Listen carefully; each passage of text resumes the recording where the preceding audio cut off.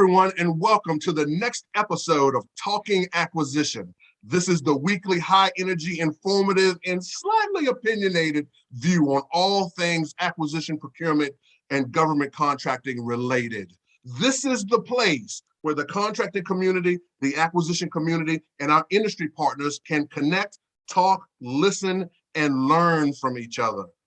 My name is William Randolph, and I am your host, and I would like to introduce my co-host, my colleague, my partner, my friend, Soraya Carrera. Hello, Soraya. Hey, Will, how are you today? I'm great. How are you? It's good to be here with you, my friend. Excellent.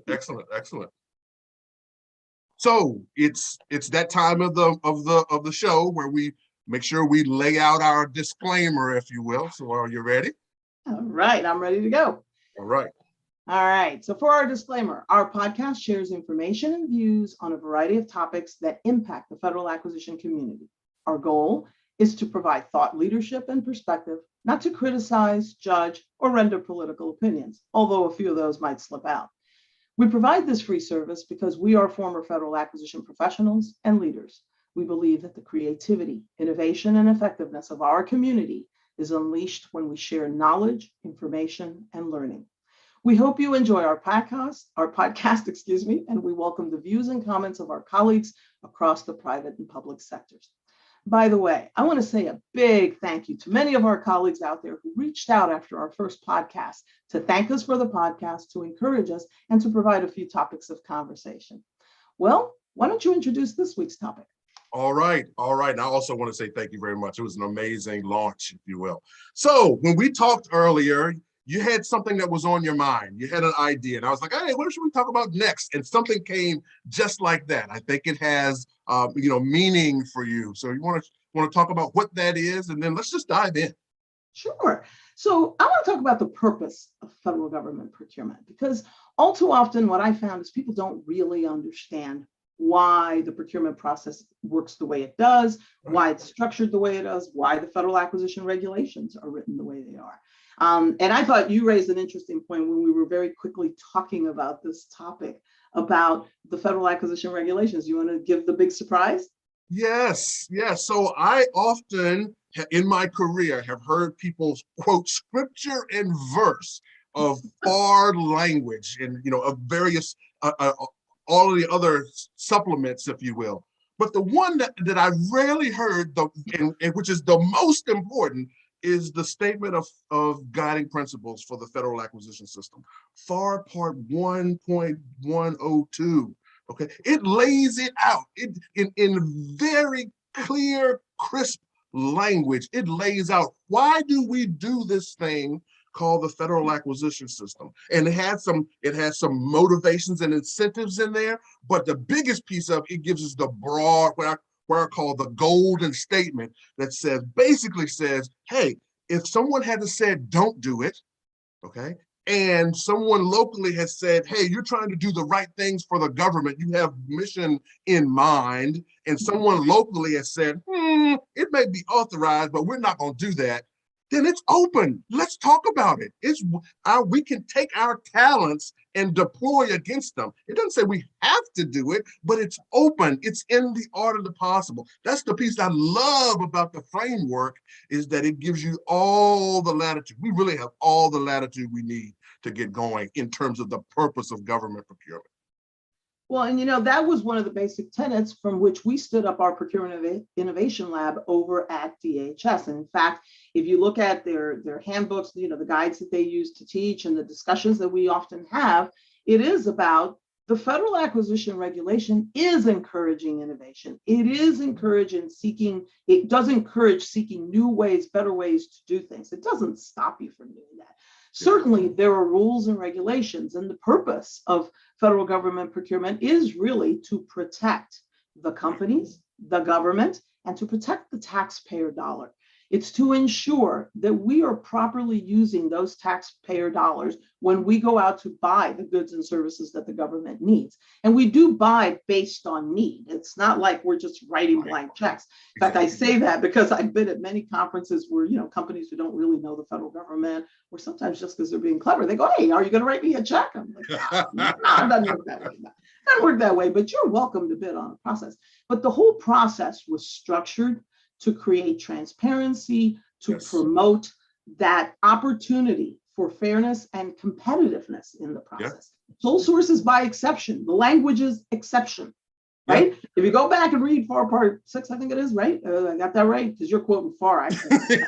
FAR Part 6 is the exceptions to competition. Yes, competition absolutely. is really what it's all about. And it's about ensuring that we create competitive processes, that we enable competitive processes that really give fair opportunities to all who want to play, whether you're a new company, a small company, a mid-tier, because that's a category that people categorize themselves, large, or whether if you've never done business with the federal government before, you have an opportunity to come in and learn how to do business. And it even creates opportunities for companies to come together to compete for products and services. So I personally don't look at the world as negatively as some do when they go, oh, regulations, oh, it's a bureaucracy. I don't look at it in the negative. I see what it's intended to do. I see the intent of the transparency. I will say that it's unfortunate that every time someone does something bad, sometimes people think you got to write a regulation to protect against that instead of punish those that did bad and make sure that you continue to reward those who do the well. And so sometimes we over regulate some things, or we try to over document the files, right? You gave a great example. I'm not going to steal your thunder, but my point is the process is there for a reason. It's valid. It's useful, and if you understand it and you're willing to keep an open mind, that process can really work very well. It can, and you mentioned it just a minute ago. I remember when I was growing up young in my career, whenever you had to take the cost and pricing class, you had to go to Wright-Patterson Air Force Base. That's where cost and pricing was trained in the DoD environment.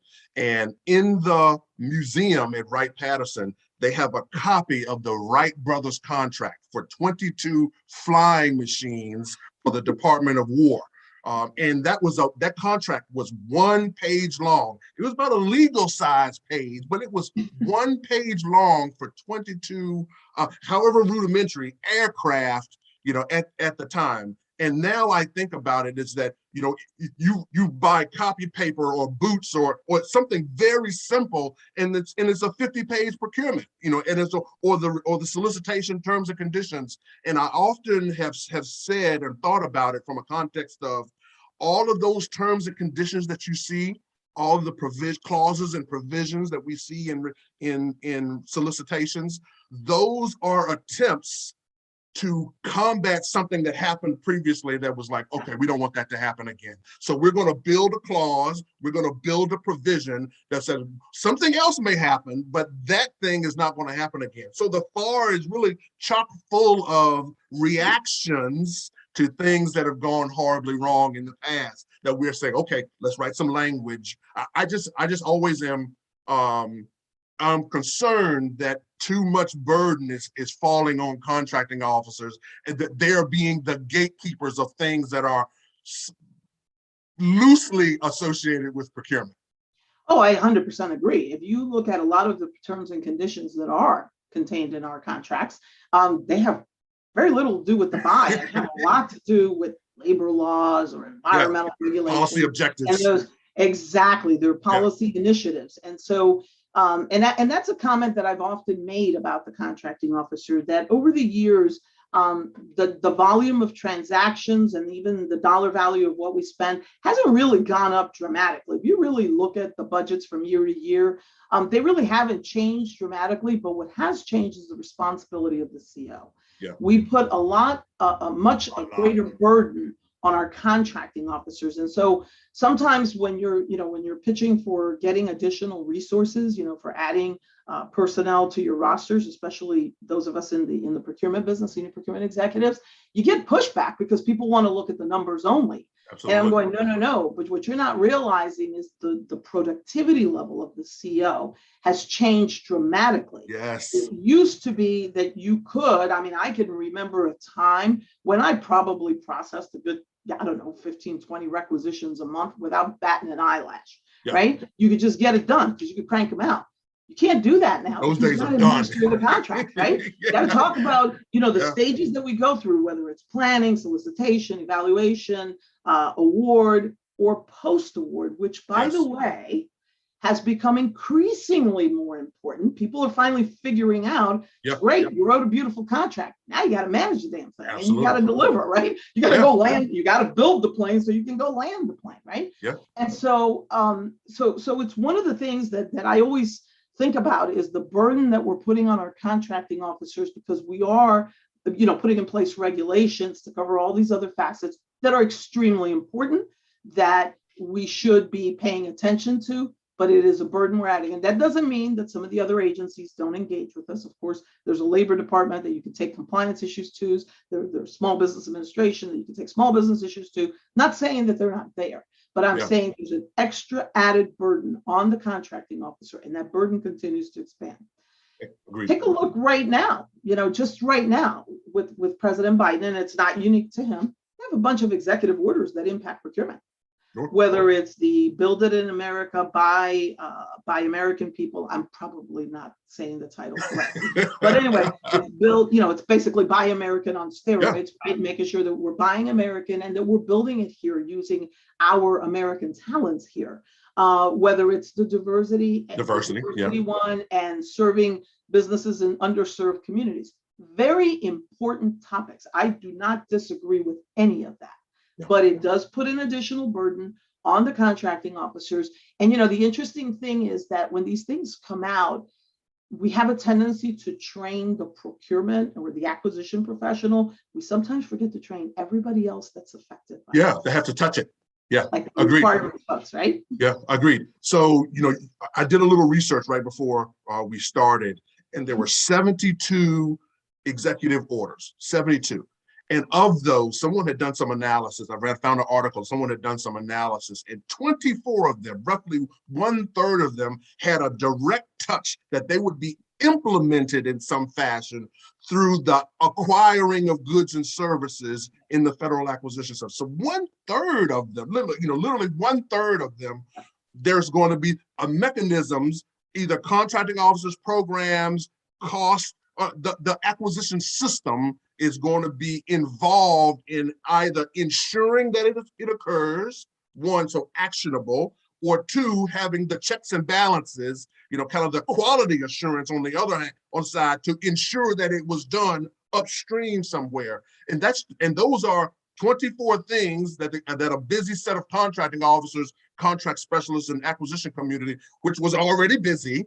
Here are 24 more things. We're just going to peanut butter spread those over the community in various departments and agencies. And it is, this is one of those opinions. I'm concerned. Here's an opinion, and warning. Here's an opinion. I'm concerned that that these continued peanut butter spreads of things or activities and initiatives that contracts folks have to engage in, either be the action person or the gatekeeper to ensure that it happens. I wonder if they're going to, are we reaching an inflection point where they're going to be overtaxed, and that the actual act of buying is harmed by the execution of policy objectives. So opinion, but Look, I think it's a very valid point. It is an additional burden. And here's the thing, it's also a burden on industry, right? Because industry has to comply with these things, and they have to respond to these things. And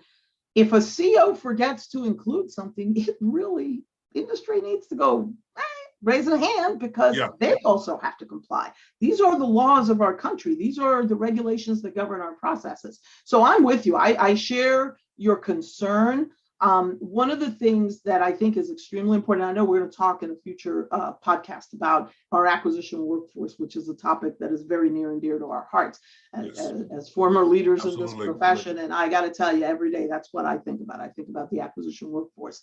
But it's a topic near and dear to my heart, but it's how we train them.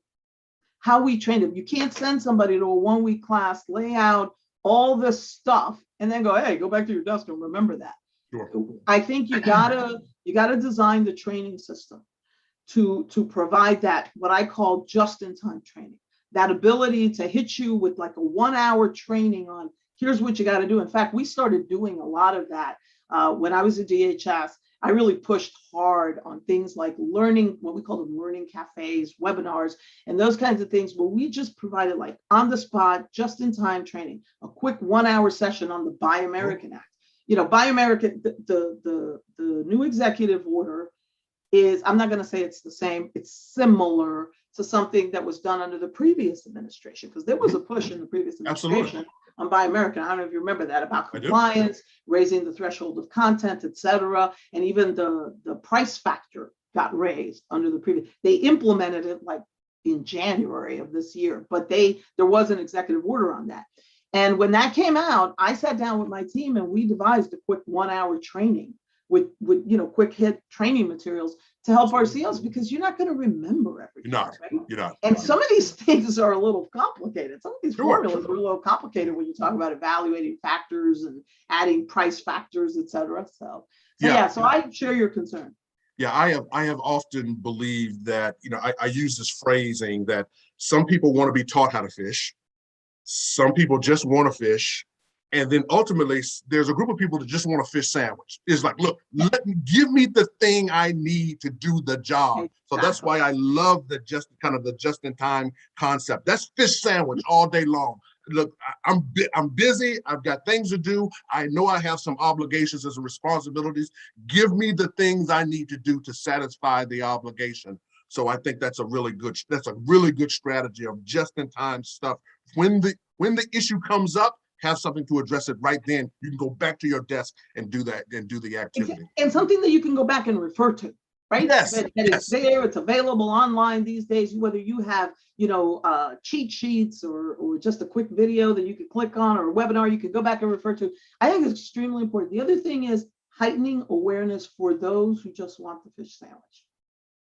Because it's not enough to just teach the people in the acquisition community and then let them go off do the battle. I think there has to be general awareness. People do have to understand what is the purpose of the procurement program. I can remember early in my career that when I would talk to some of the engineers and scientists and IT guys that I used to work with, what I used to say to them is, you got to understand something.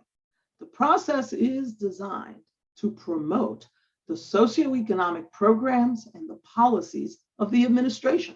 Yeah. So whether you like it or not, when you go to buy that little computer chip or that computer, we are promoting fairness and competitiveness in the process. We are promoting the use of small businesses, and we're promoting the use of certain categories of small businesses.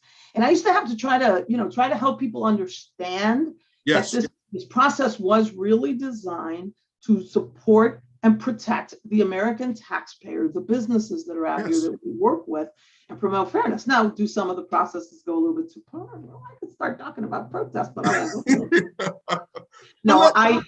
By the way, I want to say one thing. I am an advocate of the protest process. I am not opposed to the protest process, but I do think that there need to be limitations. I think it's spiraled a little bit out of control, and it's become costly for both industry and government.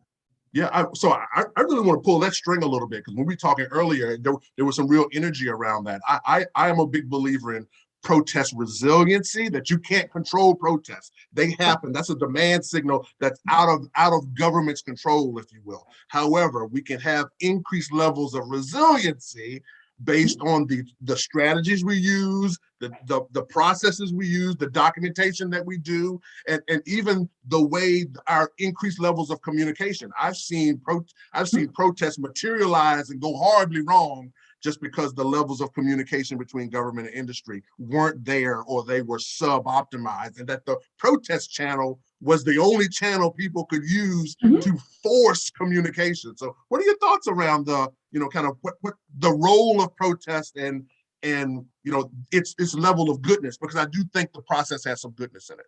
Oh, I agree. Look, the purpose of the protest is to keep us all honest, to make sure that we've handled the process the way we said we would handle it, that we Right. followed the structure, the guidance that we provided in the solicitation, that we treated the companies fairly, and then we shared with them the results. That's called debriefings, right? That we shared with them the results of the process and how they did. Unfortunately, a couple of things come into play. Protests make people gun shy. People get very risk averse. And so what happens is we got into these, what I call letter debriefings, right? Where we put the debriefing in a letter. And I'm okay with that. I'm cool with that. But that doesn't mean you give less information. You got to give more, I think, when it's a written debriefing, right? And you have to give an opportunity for industry to perhaps ask you a few questions. But you put a limit, right? You got to put a limit around everything, right? Because you could just go on indefinitely. And so I'm a huge advocate of in-person debriefings. That's my preference, but I get it. I understand why we do letter debriefings, especially when you have a high volume of proposals. But I think we can't be short on detail. Industry wants detail. They want to understand. They really want to understand. They're going to get the detail anyway when they file the protest, right? So I think sometimes we're a little risk averse and we don't share enough information. Like you said, we lower the level of the communications when we need to be increasing them. The other comment that I'll make about protests, because I am a huge advocate of protests, is though there has to be a box around it. You can't just keep protesting indefinitely. And that's what you see with a lot of these large multiple award procurements. There are companies, I'm not saying everyone does this, I never say 100% anybody, but there are companies out there that will just keep filing because they figure eventually they're going to wear you down and you're going to make an award. And by the way, for the record, I never got worn down. I can't. It just gives me more energy. You don't know how many CEOs I infuriated because they wanted to make an award, and I said, "Not no, but hell no. We're going to keep going. We got to protect the reputation. If we did our job right, if we did our job right, then we fight. We fight. And if we didn't do our job right, we take corrective action and move on. Yeah, and we do make mistakes, by the way. We make mistakes. We're human, right? And so if we've done something wrong, we should take the corrective action. But if we haven't, then fight. That's me. I'm just letting you know. I have always dreamed of our procurement leadership making some, having some edict, kind of at the federal level that says like every company gets 1 or 2 protests a year. It's like here's your 2 protest chits for the year. Okay. And then I think if there were some scarcity added to the system, then when they are used, they would be truly for issues that were protestable, that there was some gravity behind them, and then you would get out of this protesting for longevity. It's like, look, if we can just, even if in a situation, let's say the incumbent is not the successful offerer, but if the incumbent can continue the contract, fight in the protest for 60, 90, 100 days, that it's like it's in their best interest to continue on longevity. Forget about the implications of the protest or the implications of the mission. It's just you're protesting for longevity. So I've always dreamed one of these days that'll come true. So I took a different twist on that, but I never thought about that, that you have a few protest chits as a company per year, sorry. Anyway, but I had a different twist on that. And I actually put forth this suggestion before and they always push back because of small businesses. I felt that it should cost you something to protest. I think a company should have to pay a fee to protest. But that fee goes into an account. I would put it in an interest-bearing account and put it into an account. And if you win, you get your fee back plus whatever else. Yes. But if you lose, the government gets that fee. Because here's the deal. Sometimes when protests are frivolous, where do we go to recover that money? Right. And don't tell me that the administrative cost is $250. Isn't that in the right. Yeah, that's what I spent the first minute when I was thinking about it. Exactly. Right? Exactly. So, but I always thought about like a fee-based approach, which would be a little bit more discouraging of frivolous protests. Yeah. Because there are frivolous protests. There are people out there that it's a strategy. If we lose, we're going to protest automatically. I mean, they're like ready to go for the stay and that kind of stuff. Yeah. And I just want to bring meaningfulness back to the process because I have heard many companies learn. I always remember this from one of our reverse industry days that a company said, we protest more to learn than we do to win. Yes, yes. And that's powerful. So I love that idea as well. I think both of them are simply saying the system has to have some cost associated. We Right. live in an incentive driven, this is an incentives driven environment, Yeah, you know, that's a good and point. so the system must be designed so there are either incentives or disincentives to influence, I won't use control, but to influence behavior. So I love that idea, you know. So hopefully someone in our community is listening and it's like, here's some ideas if you want to reshape this thing, you know, and align it to value and incentives, you know, and having some penalties for bad actors. That's really the thing. The good actors, look, we want you, if something's wrong, we want to fix it. It is the bad actors that we want to make sure that the system disincentivizes bad actor activity. Exactly. We want the process to be fair. We want the process to treat people fairly. At least I know that I always did, and I know you did. Yeah. Our goal is fairness in the process. And if we do something wrong, then definitely we should correct it or pay the penalty for not having corrected it, right? So I'm definitely in favor. And that's why I always, when people, protests, and we should get rid of protests, because I used to hear people say that, and I go, no, I like the protest, but I like that reclama approach where you can come back and seek restitution if you believe something was done wrong. I did want to touch on one more thing. Absolutely. Post-award part of procurement. Because when I was coming up, and I'm sure you saw this too, we always focused on how many contracts got awarded, did you promote competition, did you get small business, blah, blah, blah, blah, blah. And there were no real metrics. Right. And I still don't think we have great metrics on contract administration. And I will tell you, I always loved the planning stage, the evaluation stage, and post-award. The other parts, anybody else could do them. Go ahead, have at it, right? Those were my favorite. You know why? Because those were the stages where you could make something really happen. Sure. In that planning phase, you can really lay out that strategy, what we're going to do, how we're going to buy, blah, blah, blah, engage with industry. Evaluation is where you're really, the rubber meets the road. You're really looking at how they responded, do they meet the requirement, et cetera. But then post-award. You know, when that honeymoon's over, after y'all, sign the contract, shake hands, blow kisses at each other, the game begins, right? Yeah. Now you got to deliver on this thing where we wrote the requirements, I don't know, 4, 6, 12 months ago, maybe even 2 years ago. And you wrote a proposal 3, 4, maybe 6 months ago. And now we got to deliver. And things do change. Priorities change. The requirements do change. Even what you told me in your proposal, technology has moved forward, et cetera. And to me, I think that's probably the hardest part of procurement, making it work. I think so.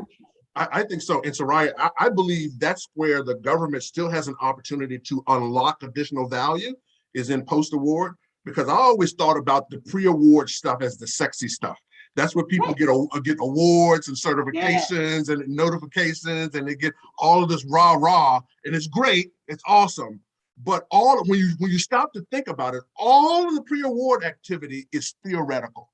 Okay, it's not real yet. It's promises, it's commitments, but it's not real yet. As soon as that contract award, it gets really, really real. Exactly. Okay. And then you've got actually levers, you got things to pull, you got things can happen because you're really delivering either in a supplies or especially in in services, but especially in a supplies or hardware, environment. You've got real stuff. Somebody's bending iron and making stuff.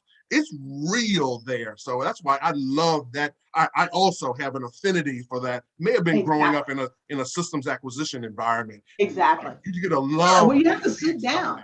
And there's puts and takes, and there's negotiation, and it's negotiation with the whole team. It's not just the contracting officer and the contractor. You got to bring in your lawyers, your program folks, your financial folks, because everything's on the table when you're sitting down and you are negotiating throughout that process. Absolutely. You are a lot of people don't realize it, but you are negotiating throughout that process to figure out how we're going to make this thing work.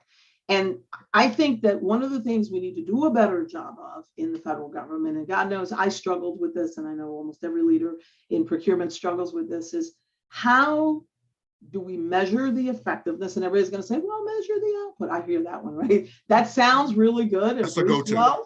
go do it. Okay. Yeah. But it's measuring that satisfaction, not only with the product, because sometimes you might not be successful with the product, right? The product might not turn out to be what you want Sure. it to be. Right. But did the process work? Yeah. Did you The get that answer relationships. fast enough, right? Yeah.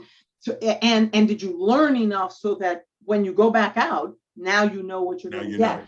I think we've got to come up with better metrics for that. And we got to reward that a little bit more. We got to stop just talking about the contracts that didn't work and start talking about the ones that did. Yeah. Because you know what? The problem is we put all the emphasis on that one bad contract, just like we put the emphasis on that one bad CO that did something dumb. And we forget that there's a whole huge community. It's doing really great stuff. Doing great stuff. Many contracts that are extremely successful. Agreed. So that's one of my pet peeves in procurement that I always was constantly thinking about.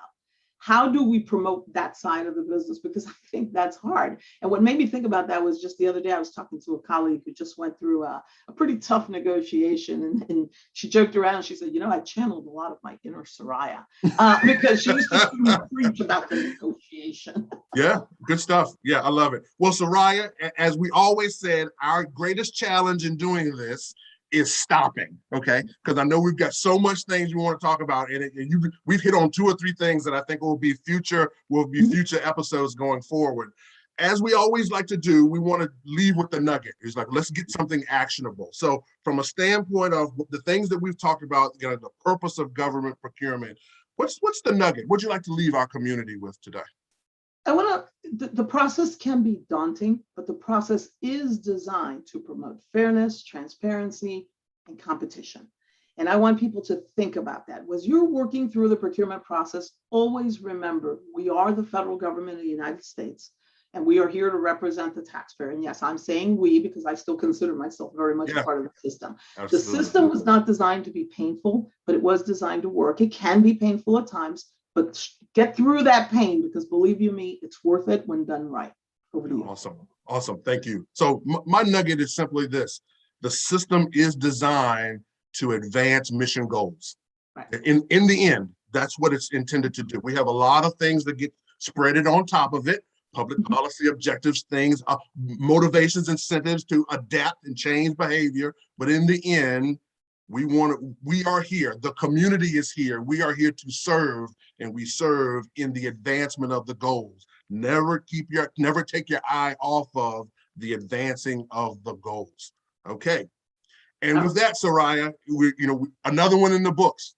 All right. Thank you so very much. This has been big fun. Thank you. It's been a pleasure. Take care. Yes. See you next week when we talk acquisition. All right. And we're out. Be well, folks. Take care. Bye-bye.